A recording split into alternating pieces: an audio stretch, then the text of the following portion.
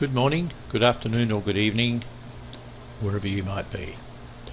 Let's look at one of the most important functions in all of Excel, the if function. I'm going to explain and demonstrate how it works in two situations. First of all, where we are testing one particular cell, and the way it works, it tests the contents of a cell, will show a result if true or another result if false. Bear in mind that this particular upload is aimed more at those people who are a little newer to Excel, perhaps learners or beginners, and I'm going to explain in the simplest of terms how to use it and the beauty of using the if function. First of all, let's remember that it tests the contents of a cell, shows a result if true or another result if false. The if function therefore always has three arguments: the test, the result if true, or the result if false. There are never more than three arguments and never less than three arguments, as we shall see. You'll also notice that text within the arguments, be they true or false, or in the test itself, must always be enclosed in double quotes. If you want the result to be a blank cell, use two double quotes together. Let's see how it works. In this particular cell, we're looking at if to decide if a salesperson qualifies for commission if their sales are in excess of $40,000. So how do we construct the formula? Well, let's look at the formula here in this cell. Equals if D5, that is that cell, is greater than 40,000, which was the qualifier, comma, that separates the first argument from the next one, and this argument says if that is true, if D5 is greater than 40,000, then multiply what's in D5 by 5%. If that is not true, if it is 40,000 or less, then show me the text does not qualify. Notice that the text is in double quotes. So when we entered the formula in that cell, all I had to do then was to autofill down, and it showed me the result. So these two cells and that one are under 40,000, therefore it shows the text does not qualify. These two cells are over 40,000, therefore it multiplied the contents of those two cells by 5%. So there was the test, there was the result if the test was true, there was the result if the test is false. So let's type it in here to see how it works again. Equals if, and we are testing in this case this cell I5, is it greater than 40,000? Notice no dollar signs. If it is, multiply I5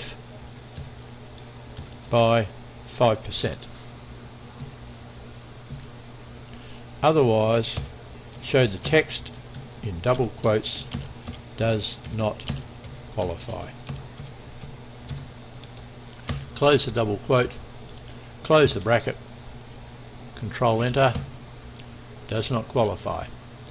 Because there is information in the column directly to the left of the cell containing the formula, all I need to do is to double click on the autofill button. I could drag, but if I double click, it automatically fills those cells with the results of the formula.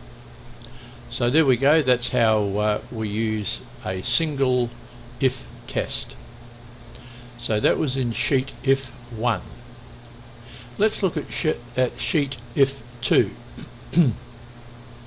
Here I can test for more than one situation by using the AND function in conjunction with if. So when if is used on its own, only one condition is tested, as we saw in the previous sheet. But the use of AND allows more conditions to be tested. In this example, we're testing the account balance and the type of account. So how did our formula look? Well, we typed into this cell, if B9 is greater than 2,000 excuse me, and C9, which is the type of account, is equal to savings, note the double quotes because of the text, comma, which separates that argument, so there's the first argument. The second argument, if it's true, multiply what's in B9, the account balance, by 3%. If it's not true, if one of those tests is not true, then multiply B9 by 2%. So I can see here that the type of account is not savings, therefore it multiplies the account balance by 2%. This one, the savings are in excess of 2,000 and the type of account is savings, therefore the interest is a 3% interest on the account balance. In this case, the type of account is savings, but the account balance is less than 2,000, therefore the interest rate is 2%. So the interest is 28. This one, even though the account balance is greater than 2,000, the type of account is not savings, therefore the interest rate is 2%. This one, the savings and the account balance qualify, they're both true, so the interest rate will be 3%. $102 is 3% of $3,400. In this one, the type of account is correct, but the account balance is not greater than 2,000, therefore the interest rate is 2%. Remember that you can perform your own little test on this particular upload by going to the link in the description below. Please submit your answers if you wish, and you'll receive a report back via email with a mark out of 100. But remember that the if statement is the most popular command in Excel, just behind AutoSum. Thank you so much for watching. Don't forget to subscribe unless you've already done so, and we'll see you next time. Bye for now.